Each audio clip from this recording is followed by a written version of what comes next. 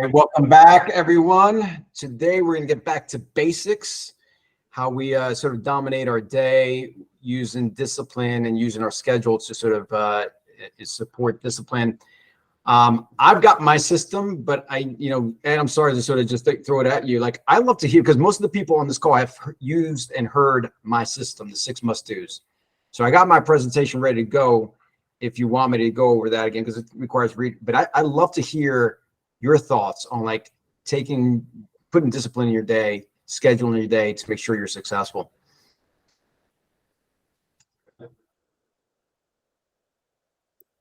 Yeah, I'll get rocking and rolling like it, and I'm constantly evolving this, and I go and I sort of go to this way a little bit, and then I come back and I go that way a little bit and come back. But with me, it always starts the night before, and getting number one.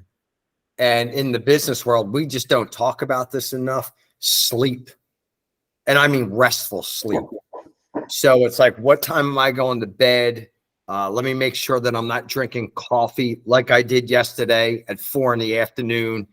and, getting enough rest and having my day, although I like my schedule to be flexible, meaning I can move things around.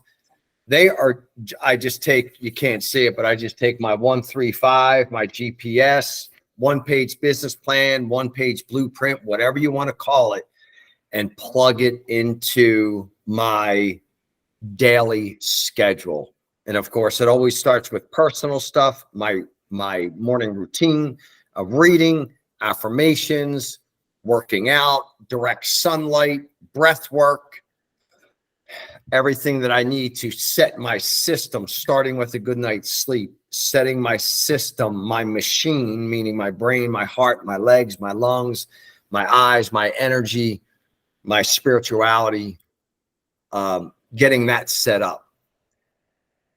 Usually I win the day. When those things don't happen, I'm pretty much guaranteed a loss. Yeah. So I know you focus, and I haven't. I'm trying to learn from you much more than I put in practice in the past. Like really being in touch with your body and what it's telling you. And I've heard you talk about water.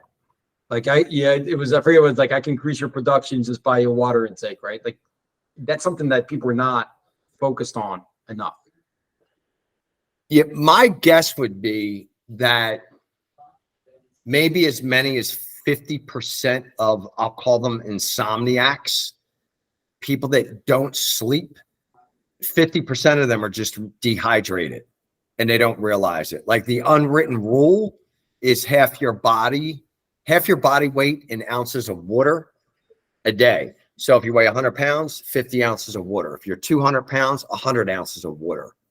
If you're athletic and you live in Florida, I'm going to say a little bit more than that. Yeah, that's great. It puts oxygen in your blood, in your brain. So it's just, we're a machine. And imagine yourself as, this is the way I look at myself. I'm just a car. And is my air filter clean? Is my oil filter clean? Do I have good oil? Am I putting good gasoline in it? Are my tires inflated? If that's all happening, I'm going to run pretty well and I'm going to be able to execute. If those things aren't happening, then I may still execute, but I'm going to break down. Yeah, that's great. It's funny. So the system that I think I've taught every single person on this call, my system, the 6 must-dos, admittedly, that system's focused on the work side of things, where the gaps are. And that's where I want to hear, I'd love to hear from other people on the call, but also from Ed. Like, you said you lead with your personal stuff first. Tell me more about how you start your day there. With my personal stuff? Yeah. Literally right away, change my physiology. So because our brain is still primitive, we still think we're literally waking up in a cave and there's a saber-toothed tiger outside. So what happens is our cortisol kicks in, our fight or flight. So I want to make sure I shut that down quickly. First thing I do is smile. Next thing I do is say thank you. Then I go into a verbal gratitude list out loud. 12 to 20 ounces of lemon water. I start to read at least a page of something. Then I literally go into I now know and believe statements. Like I love to show you guys because like here it is. It's like you can't see it because it's blurred, but it's all right there. I now know and believe statements. A quick journal that I'm leaving for my kids every day is what's going on in my life. And then a message. And some of these are, by the way, like 2 sentences. Some of them are a paragraph. But just, slept well, prepared for a hurricane. The message, learn to love and embrace all of life. From there, I will then read another paragraph, another page. I then send a message to, I have I'll call them like my elite coaching group, the Brotherhood. I send them a message, and usually we'll touch base with them throughout the day. And then I look at my schedule. And depending on what my first appointment is, I will either hit the gym first or hit the gym after my first 2 morning appointments. I then will, and this is the most important, by the way, I have my Google Calendar, but I'm an old school guy. This is called time boxing. And I love to chase shiny objects. I literally have felt great for 3 months and turned around and went, oh my God, I haven't made any money in 3 months. I haven't built any business in 3 months, but man, I feel good. This saves me from that because at the top of the page, you can't see it, but it says top 3 priorities. And those are my must. And they aren't action items. They are revenue, appointments, usually 2 business and 1 personal. But there's a great poem called it comes in 2 versions: The Man in the Glass and The Gal in the Glass. Those 3 priorities hold me accountable. No one can hold me more accountable than myself, looking at myself back in the glass at the end of the day and saying, did I do this? Did I execute it? And if I didn't, I go into learning mode. All right, what held me back from doing that? Where do I need to get better? There really is no failure in that day. So that's a long answer to a very simple question, I think. Yeah, no, but that's great. But that's what's the most important thing here, right? Because a lot of us get into the day, the chaos of the day, and we have a plan, or we think we have a plan, or actually most of us don't have a plan. That's probably the bigger issue, right? And there we're struggling with time commitments, our personal, our business, and at the end of the day, we're like, what did we accomplish, right? So who here feels that they're struggling with their day and focusing on accomplishing what they want to accomplish? All right, Katie, would you be willing to share? What's holding you? What do you find is happening most often? I mean, I know that crazy. I know everybody has craziness in their life and everything. With the summer break, and it's always okay. Tomorrow will be the day that I set my schedule the right way. So, I did make a commitment to Ed last week to fill out my schedule book that I have every day, and I've done it every day so far. But I need to work on doing it the night before, because halfway through the morning you're like, oh, now I need to figure out what my most important tasks are for the day, versus I should wake up and already know what they are for the day. Yeah, that's again. So talking about my system, right? The 6 must do's. That's a critical part of it because as you do it the day before, right? Your subconscious is working on it while you're asleep, right? And you come up and you're ready to go, like boom. And for a reminder, for those people that remember, 6 must do's are the 6 most important things in relationships to reaching your income goals, right? 6 and only 6. And then we put them in your calendar as appointments, right? And remember, that's the thing. It's not a to-do list.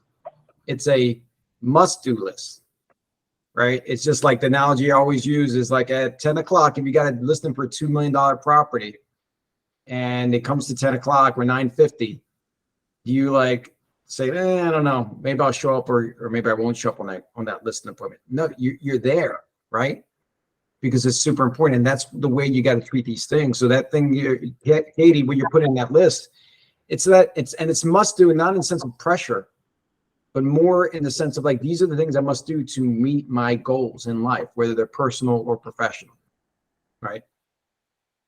And when we have too many of them, that's why I say 6 must do's. You have too many of them, it gets overwhelming, right? You've got to sort of drill down. What are like Ed said, the 3 most important things. Oftentimes, I have my 6 must do's. 4 and 5, 6, I may not get to them more often than not, because 1, 2, and 3 are the most important, and I just tackle those. And it's the 80-20 rule, right? You'll get most of your stuff accomplished that way. So what are the things?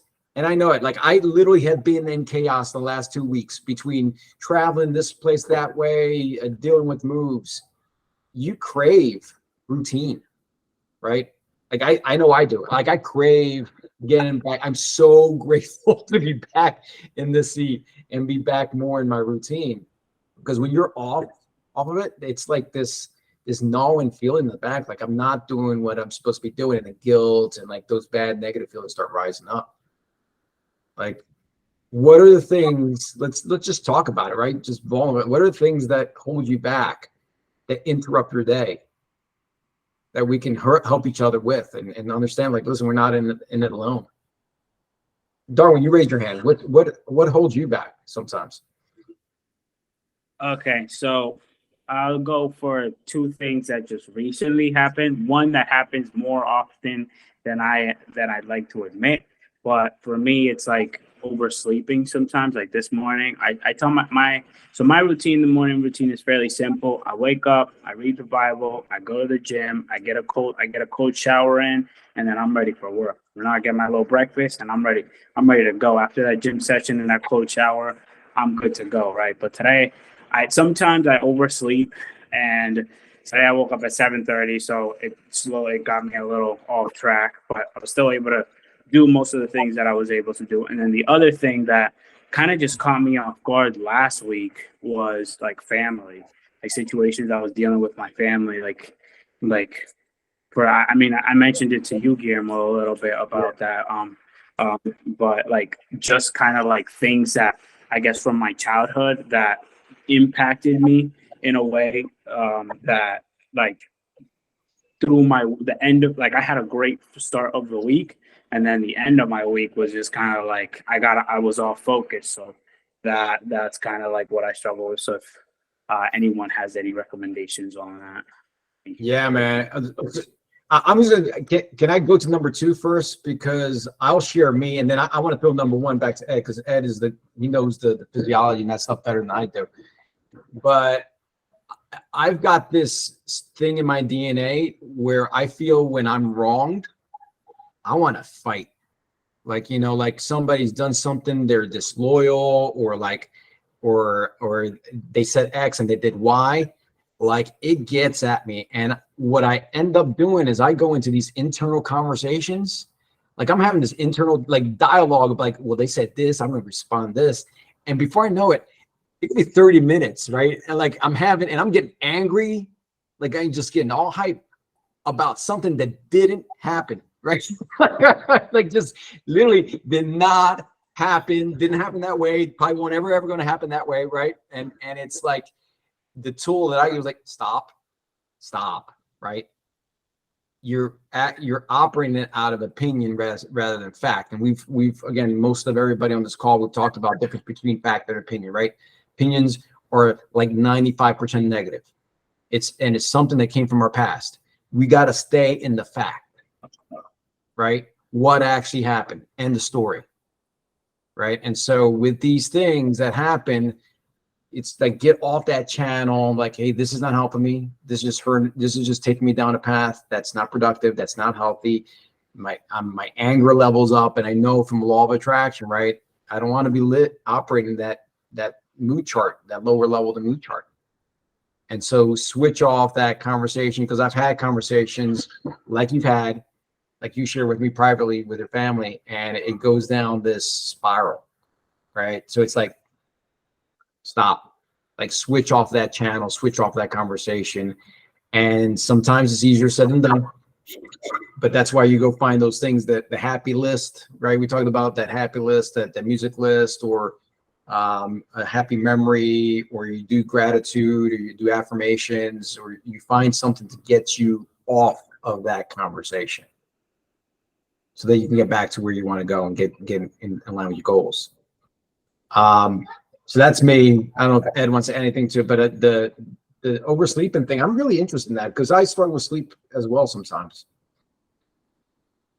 So what are you doing the night before that you find yourself oversleeping?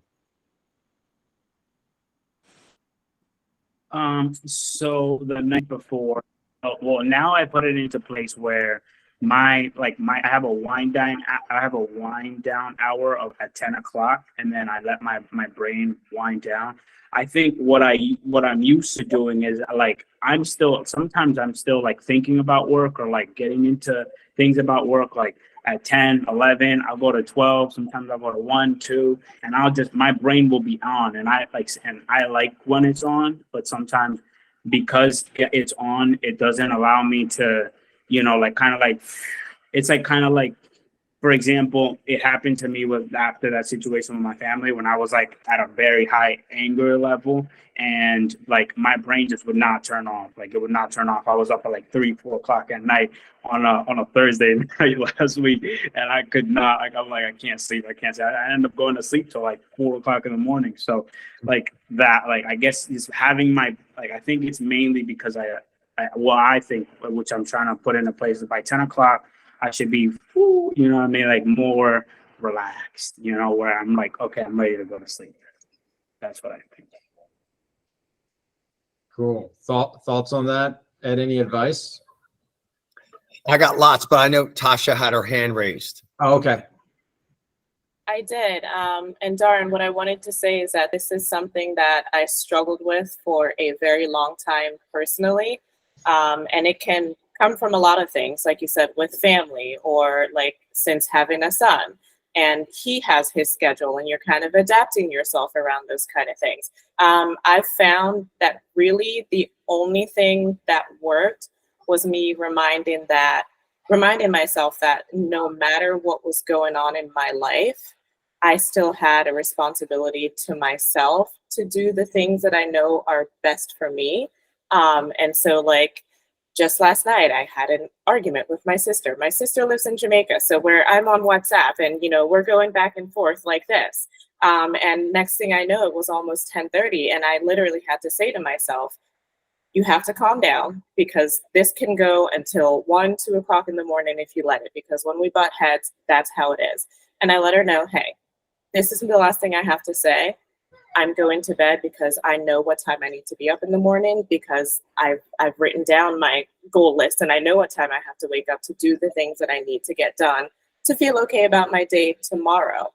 And then this is something you can decide to try if you'd like to. I was always against like taking pills or anything like that. I started using melatonin because I have that same issue where to get my brain to turn off, it can take a really long time. So I started with like 10 milligrams, came down to 5. Now I've found that 1.5 is perfect for me. If I get a good 6.5 to 8 hours of sleep, that's great. And that works for me. Trying things like that. And then just also, like I said, reminding yourself to do what is the best thing for you, and not to let those emotions and those different things that affect your mood change the way that you do the things you know you're supposed to do. Easier said than done, but it takes a little time to get into that mental habit, but I find it really changes things when you do. That's beautiful. Thank you so much. And yeah, I found that, like, when I tell myself, Darwin, you need to rest, like, your body, I know you don't want to sleep. I don't even want to rest. You want to go through the night, but you need to sleep. Like, if you don't sleep, you're not gonna go off to the next day and do what you're supposed to do. Yeah. So yeah, thank you. Thank you so Awesome. Cool.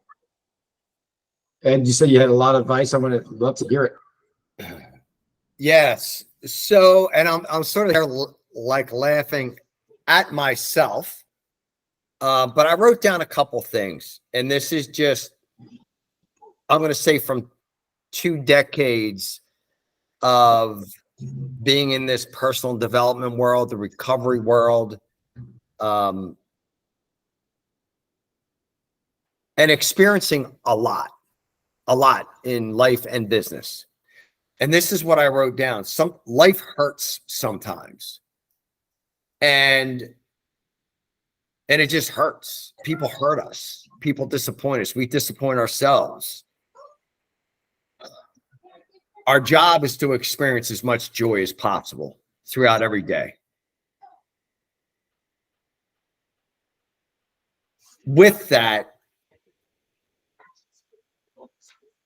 there are 2 people that I have in my head at all times, and this is what works for me, and maybe this can help you out. My question is always, how can I be really hard on myself and really gentle at the same time? And I have, for those who are familiar with him, Wayne Dyer. Wayne Dyer was voted the most influential spiritual person on the planet like 10 years ago. He has passed away. He's very soft and he's gentle. Very brilliant, incredible books. YouTube him. He's got some incredible messages, but he's like a pop. And I have him here. Over here, I have David Goggins. And I've got Wayne going, you are perfect just the way you are, Ed. God doesn't make mistakes. You're not junk.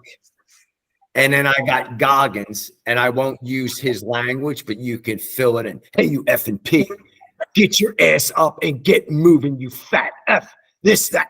You're not a man. Get up, be a man, right? And just like we're all smiling here, it makes me smile. It makes me laugh. So there's a great book, The 4 Agreements. Don't take anything personal. My worst critic is me. I can't take anything personal.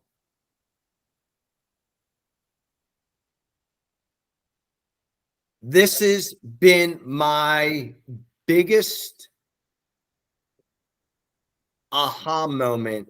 About 4 months ago, I started really digging deep. Like 20 years, I've gone 7 levels deep. There's a part of my soul that I knew I had to get to. And what I've uncovered is, and I believe many of us are guilty of this and we don't even realize it. Call it a character defect, call it a flaw, call it whatever. And if you would have told me this 5 months ago, I would have went, you're out of your mind. That doesn't even enter my body. It doesn't enter my mind. I'm incapable of doing that. It's self-pity. Feeling sorry for myself. Feeling like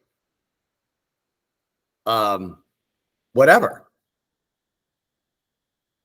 This shouldn't be happening to me. I deserve more. I messed up in my marriage. I'm a failure over here. Again, I wasn't even conscious of it till I started digging deep. And the question I asked myself was, why do I and other people have good days and bad days. And I started digging into that. And it's a real dangerous zone, man, when we go into self-pity. And I've talked to plenty of people over the last few months. And I'm talking the 6'4" Adonis that is the best looking human being, makes $100,000 a month or more, that's putting his hands in his face going, oh my gosh, that's what's wrong with me. To, you know, the mother of the year who is killing it, crushing it. I'd say that sarcastically. That goes, oh my God, Ed, I never even noticed that I spend a lot of time in self-pity. So this is my solution. I just actually wrote this down. I used to say it out loud, but it's called the VBOD, V-BOD. And that stands for your virtual board of directors.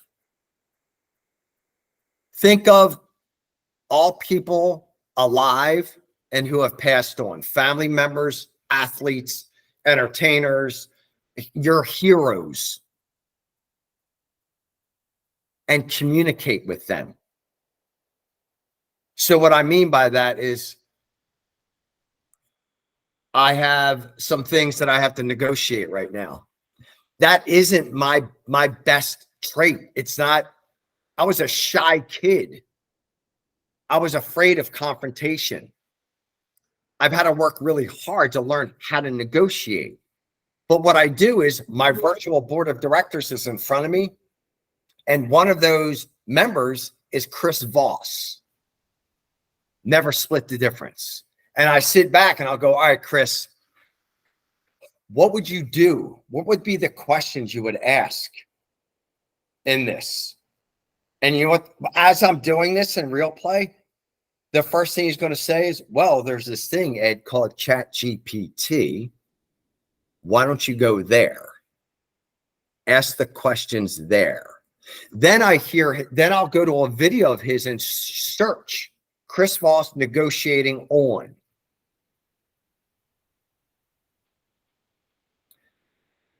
That has helped me greatly. And I have everybody, and I'm not kidding. I have everybody on my virtual board of directors from Jesus. Don't let this hit you the wrong way, but it's going to hit you the wrong way. Hitler. Probably the worst human being that ever walked the planet, right? But he also was extremely influential. So I'd be like, dude, first of all, if you were near me, I would choke you out, right? What was your key to influence? What were the words? I literally will go there and the answers always come to me. I just went on a rant, but it comes down to a couple things for me. Life hurts sometimes. It's really tough sometimes. It's really confusing sometimes. But man, all of us, I think, are breathing on our own, walking on our own, right? None of us are really worried about being shot when we walk out our door today. And for me, I got to go, hey, dude, just move. Go help somebody. You're fine. Go help somebody. And the rant. I love y'all. I just, when I go, man. And I feel you. Some days Darwin, just so we're clear, some days I want to put a diaper on and put a nookie in my mouth and curl up in the corner. I get it, dude. I get it.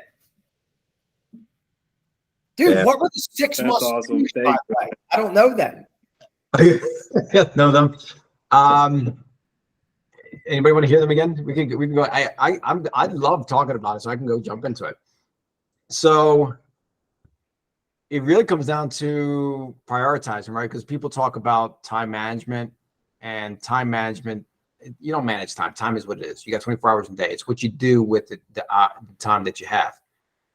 And so the 6 must do is a 4-step process. So I give the short version on it, but it's a 4-step, even though we call it the 6 must do's, it's a 4-step process. And so it's the night before, list 6 and only 6 of the most important things in relationship to reaching your income goals. 6 and only 6. And you can do this with your personal stuff as well. And that's the part where I was curious to sort of like hear your thoughts on things, because I have struggled with the personal versus the professional, but this is a professional side of things. 6 and only 6 of the most important things in relationship to reaching your income goals. So stream of consciousness, write them down, right? Because the brain synapses fire off differently when you actually write things down. Step number 2 is rank them in order of 1 through 6. So when you first wrote them down, number 1 might be in the middle, number 2 might be at the end, but we're going to rank them 1 through 6. Right? And then step number 3 is to actually put them into your calendar as an appointment. So this is not a to-do list. This is a must-do list in the sense that it's an appointment, right? And I sort of use the analogy, 10 o'clock shows up, you go on that list an appointment. And so we want to put them in your calendar in Google. You look in there, 6, you put them in as an appointment. At this time, I'm going to do this. At this time, I'm going to do this. And then step number 4 is no rocket science, man. Actually do them, right? do them in the order in which we said that we're going to do them. And so this was a system that found in the autobiography of Mary Kay. And so she, there's a story, how it started was a lady who claimed to be a efficiency expert approached Andrew Carnegie, who at the time was the richest man in the world, and said, hey, I want to teach your managers this system. I want to have them try on for the next 6 months. And at the end of 6 months, you pay me what you think it's worth. And at that, Andrew Carnegie wasn't a fool. He's like, yeah, you want to do it for free? Fine. At the end of 6 months, he paid her $35,000, which in today's dollars is probably something close to $350,000. And then Mary Kay used this, who had at the time the largest organization in the world. And so when I learned it, and my coach taught me, he pointed out rightly, like, hey, Andrew Carnegie, who at the time was the richest man in the world, right? And at the time it was just men at that time, right? And Mary Kay, who had the largest organization in the world, they use this tool to organize their day. Then maybe we should be doing it too. And I'm like, all right, I'm in. You got the seal of approval there. I'm in on that. And it's really just organization by numbers, right? And so we do it the night before because we talked about it. Your subconscious mind is working on it. But more importantly, when your feet hit the ground and get out of bed, you know exactly what to do. There is no question about, should I do this? Should I do that? And there's just some places you're going to have to trust yourself in, right? It's got to be 6 and only 6. When you get into the chaos of the day, trust that what you put down the day before is the right answer, right? Because sometimes we'll get people calling us or asking us to do things that's not one of the 6 things, and we'll get off course, right? And that's their 6 must do's interfering with your 6 must do's. And what I would say for salespeople, and we're all salespeople here, is 1 and 2. Hard pressed to convince me anything else that number 1 isn't new business development, and number 2 is follow up, right? Everything else doesn't matter. If you don't have clients, nothing else matters, right? You could be the greatest technician on how to draw the agreement of sale, but if you don't have clients, it don't matter, right? So number 1, new business development. Number 2, follow up, and we talked about that distinction ad nauseum, right? Like some of us will fool ourselves that we're following up with the same person, that dead lead, and thinking that's new business development, right? So it's got to be new business development, follow up. And then 3, 4, 5, and 6, 3 could be like, all right, now I've got to execute I got to draw up the agreement of sale or go on my appointments, right? Let the rest that stuff fall in 3, 4, 5, and 6 for the rest of the day, right? The inspection, response to the inspection reply is not 1 and 2. I don't care what way you splice it, man. It's not, right? It's not 1 and 2. You want to raise your hand and go, Darn. So, okay, so question, Jay, because so I had this morning, I was dealing with 261 West Fisher Avenue that we talked about, and I had in my calendar that I needed to go do new business, but 261 West Fisher Avenue I had to deal with. So I did 261 West Fisher at first, and then I did a little bit of new business development. I set an appointment, but obviously I didn't get the full spectrum of what I was trying to do with the 2 hours that I had set down. In that case, I mean, could there be an exception? I mean, for a deal that might, have to go back on the market, if we're trying to save it, like, would you say there could be an exception for that? Yeah. So if you remember, there are a couple of places that there are some exceptions to the rules, but you have to be exceptions to the rules. So say a real emergency comes up. Say you're on number 2, and you're about to go to you're done number 2, you're about to move on to number 3, and there is a real emergency, right? And real emergency is not like, hey, I've got to see whether the desk that I put on Facebook yard sale sold, right? That's not an emergency. So it's like, hey, we got to close in tomorrow, and there's a flood in the living room, right? So this system is like a GPS. If you remember that analogy, I sort of like a GPS. You're driving down the road, and you realize you got to get gas, right? And so you pull off the side of the road, off ramp to go get gas, but you don't turn off the GPS, and that lady or man, whatever voice you got there, is saying, "Hey, dummy, get back, do your turn, get back on I-95." Well, that's what the system is going to be. Go get your gas, go deal with the flood in the living room, but then as soon as that's done, get right back on I-95. Get back to number 2 or 3 that you were going to do, right? You've done number 2, get on number 3. But that's a real emergency, right? Here's the thing. Give me a second, Tasha. Here's the thing. Most oftentimes, what we think is a real emergency is not a real emergency, right? None of us are heart surgeons here, right? None of us are heart surgeons.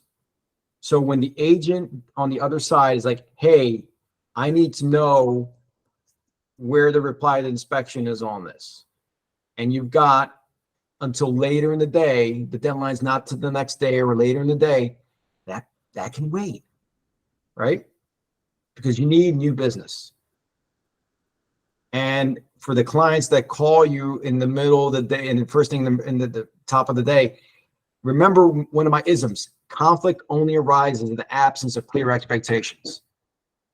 So Marcus knows this, man. We set expectations at the buyer consultation, at the listing conversation, like, hey, in the morning hours from 8 to 10, you're not going to be able to reach me, right? Because I'm out there, right? If you're a seller, you're my seller client, I'm out there looking for a buyer to buy your house. I'm pounding the phones, right? And if you're my buyer client, hey, I'm out there looking for houses that aren't listed on MLS to see if they fit your needs, right? Those are the golden hours. You set the expectation up front in the working relationship, they will follow where you lead them. And by the way, that should be the truth, because you are calling, you're prospecting, you're trying to find opportunities for your clients, new and old. Make sense? Yeah, got that. Yes, Cool. Thank you. Hey, Tasha, what's up? I raised my hand because I didn't want to forget what was on my mind. Something else that you used to say all the time was that there's a difference between something that is urgent and something that's important. And I think that's something else that kind of plays into this moment, is being able to recognize the difference. Fact. Man, I'm glad somebody listens to me. That is true. Like, so that inspection reply is important, but is it urgent? Right? If that's not due, it's Wednesday, and it's not due to Thursday, and the agent on the side is blowing you up, right? It's important, but it's not urgent. And by the way, sometimes in negotiations, being silent is the way to go, right? I remember early on in one of my deals, I was purposely where there was a bid and ask, there was a divide on what we were going to do on the inspection, and we had time. And I told my client, hey, we're just going to disappear on them for a day or two.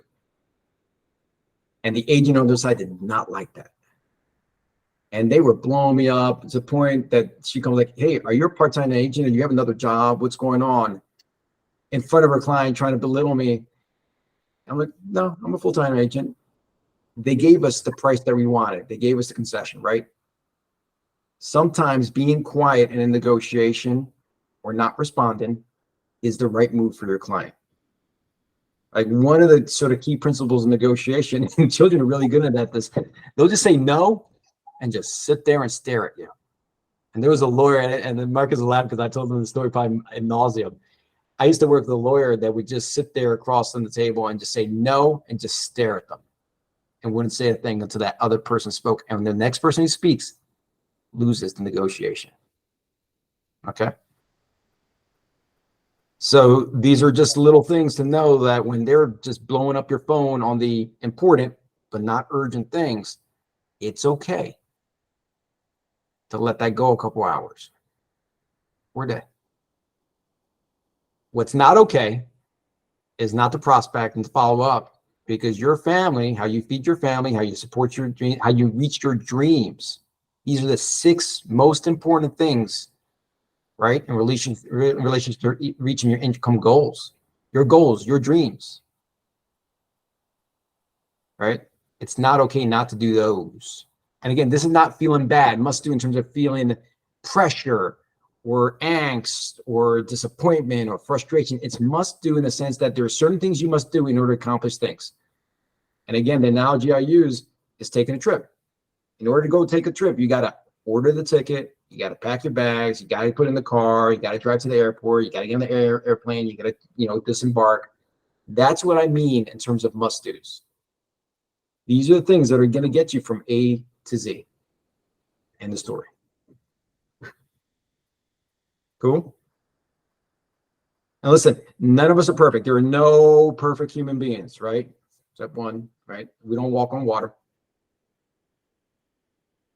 I tried, right? Didn't work. So sometimes you're going to be in it, you're going to be on point, and sometimes you're not. And then, life is just about like just being very aware of what's working, what's not working.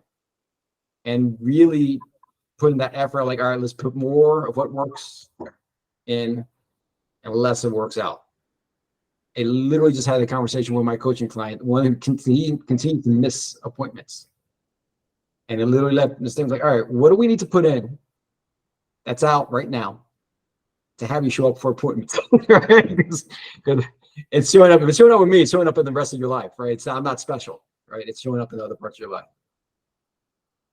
Make sense? What else? Let's share. Like, we're all experiencing the same thing. So let's share like what's holding us back and interfering with our days. Does anybody remember the video 212 degrees? No. I have no idea what that is. Yeah, it's really cool. It's probably about 1.5, 2 minutes long. But the difference, I think it's 212 degrees. I'll send it out to the group or to G or whoever. The difference is at 211 degrees, water's not boiling. It's that 1 extra degree where water is boiling. And the question that I ask myself, and this is where I believe procrastination, especially in our business, comes from, whether we're negotiating or we're lead generating, is there's a little voice that's saying you don't actually know what you're doing. Mm-hmm. So am I an expert in the agreement of sale? Am I an expert in knowing things? I have a little realtor group that I coach every Monday and Wednesday. And somebody brought up this situation about the home that was listed, and they said it was 3 bedrooms, but it was really only 2. And why? And I'm going, well, it has to have this, and that to be a bedroom. I Googled it. I was dead wrong. Like, I was dead wrong. What constitutes a bedroom in the state of Pennsylvania? Dead wrong. My point being is, how much are we practicing our craft? If you take a look at an athlete, man, Michael Jordan, LeBron, right? 500,000 foul shots a day, Kobe. Like, and I always like to talk about myself. Am I practicing like them? Am I practicing my speech patterns? Am I practicing my presentation? Am I practicing? Do I know what's going on in the market? I always say, if I were to ask you Tell me why I should list my house with you. Are you ready to rock and roll with that answer? Are you like, oh, bring it? And I always bring things to like I'm prepared to do push-ups. Like if Guillermo asked me to play soccer, I'd be like, dude, I've already just broken both of my ankles because I don't play soccer. You would do this and I would do that, and both my ankles would snap and I'd fall on the ground. Right? You asked me to do push-ups, like it's like you're already done. Like you're done. That when we are prepared, this is one thing I learned from Gary Keller. There's 3 things that we do: lead generate, practice, and perform. Lead generation is getting after the business. Performing is going on the appointments. What most of us leave out is the practice part. Mm-hmm. Take a look at the sports teams, right? The Eagles. They're, what's it, 2 hours on Sunday or a Monday night? Right? You know how many hours they put in to prepare for that? Yeah. Am I preparing for that? Am I preparing? Why should a client, like I was telling Guillermo, I just had one of my top clients sign up for Anthony Robbins Platinum Partners, 85 grand a year.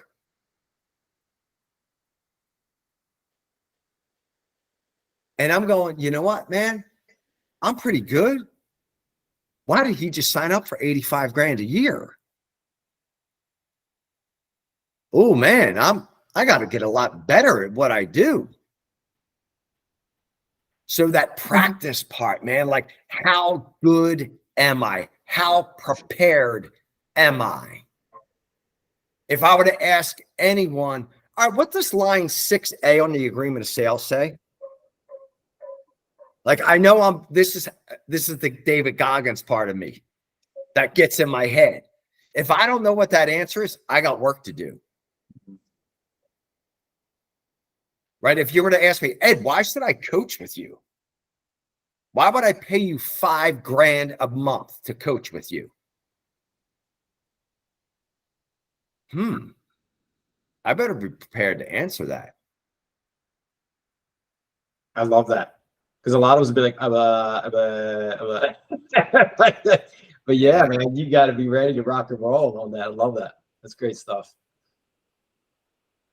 And by the way, the answer to that is tell me about your compelling future. Let's build a compelling future right now. You and I are having a conversation 1 year from today. What would you be saying that would make you feel like you made incredible progress over the last year? You would give it out. I would do a little bit of a behavioral assessment. I would identify what your Enneagram type is. And I'd say, this is how you get to work with me. We do this, and that. You can cancel after the first month. After that, you pay the balance in full. That's it. Only because I practiced it over and over and over and over and over and over and over and over and over again. And I still have a long way to go. Yeah, that's awesome. It's incredible because I'll share too, because I was on my first listing appointment yesterday in almost 3 years. And I felt the not being on practice part of things. It's like the words that used to flow out of my mouth so easily, and concepts and the confidence. It was, the words were there, they didn't flow as easily. And because they didn't flow as easily, the confidence wasn't there the way it used to be. So even when you get there, you got to stay there.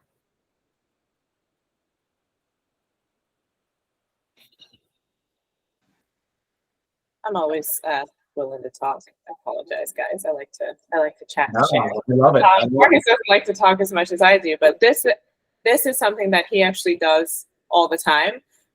Before, sometimes it would like get under my skin. Now I realize it's actually a really great thing that he does. Quick example: his mom used to work for a family. They recently sold their house. They bought another one. Their daughter was graduating that she was a nanny for, and they invited us over. And before we left, he's looking at the stuff for their house. He looked up the address and he wanted to know what it sold for. He looked at the other prices in the neighborhood. And I was like, what are you doing? And he said, well, he knows I work in real estate. This is a very high profile guy. If he asks me the question, how much do you think I paid for this house? I don't want my answer to actually be a guess. I want my answer to seem educated. I want him to know that I know about the neighborhood, even if he didn't think I was prepared for him to ask me that question. Because at the end of the day, the people that he knows, I want him to say, oh yeah, this lady that used to work for us, her son is a great realtor. I asked him all these questions one day when we just came over. In my mind, what he would maybe see as a casual conversation, Marcus was very prepared to answer any question that he could have asked him in regards to real estate. And like I said, it's like little things that I used to be like, why would you do that? But I now completely understand that he was setting himself up to be prepared to basically just show off himself in the way that he needed to, because that's his business. Yeah, that's great. And I want to draw a distinction there, because I think there's two things that Marcus does them both well. It's the preparation, and then I would say also the practice, right? So the preparation is definitely the stuff you hit on there, Tasha, is like, know your business inside and out, right? So like the one that I went yesterday, half of the stuff wasn't on MLS. You have to go to public records. Then we checked tax records. There was another one in tax records that didn't show up. So literally you show in there. I went back and looked at depreciation rates for the last 3 years. So you justify why the price wasn't what it used to be. It was expired, right? So that's the preparation part, which I know really Marcus super excellent at. But what he's also excellent is the practice part. Like I've heard him with the language and heard him even say it better than I taught him. He does it better than I do at this point. That's all about like you stare in the mirror and talk it and do it, right? And watch the videos and watch other people are doing it. There was a great video, and I don't know how many of you guys watched it. It was about 6 or 7 months ago that I circulated. I'll circulate it again on the listing conversation. I forget the guy's name. I don't know if any of you guys remember him. But he went through very similar process that I've taught in the listening conversation, but he sort of came at it with a couple different angles that I thought resonated even better than the way that we have formulated. And so that guy is practicing his conversation over and over and over, right? When we talked about the reversal, the guarantees 2 weeks ago on the commission, the 6%, 5%, 2%, 0%. If you watched that, it was Daniel Beer, I think his name was. If you watch that video, he has it ready, man. Exactly how you say things on the commission, right? So practice, practice, practice. So when you go in there, it's muscle memory. It really is. Your tongue is going to be used to saying those words. Cool. What else? How you doing, John? I'm doing good. How's your day go? Like what holds you back from or interfere sometimes with it? I would say just focus and discipline. I don't think I was just thinking about this the other day, and I was talking to Dina about a program, and I don't know what it is, but I guess growing up, my dad was the discipline, and when he passed, I don't think it stuck with me, and so I guess over the last 8 years, I kind of just been going with the flow and just not practicing or coming up and performing the way I probably should have. So I'm just kind of trying to figure that out again and just kind of get in a routine and stay disciplined with, my work in regards to like every day, staying focused. Like I find myself do a routine for like a day or two and then fall off and then come back on. And so really just gotta try to find, figure that way. And Yeah. I think it's just, yeah. So there's my definition of discipline, and you may have heard this before. I know some of you already heard it, but it's doing what you said you were going to do, even after the high of saying it. It's not away, right?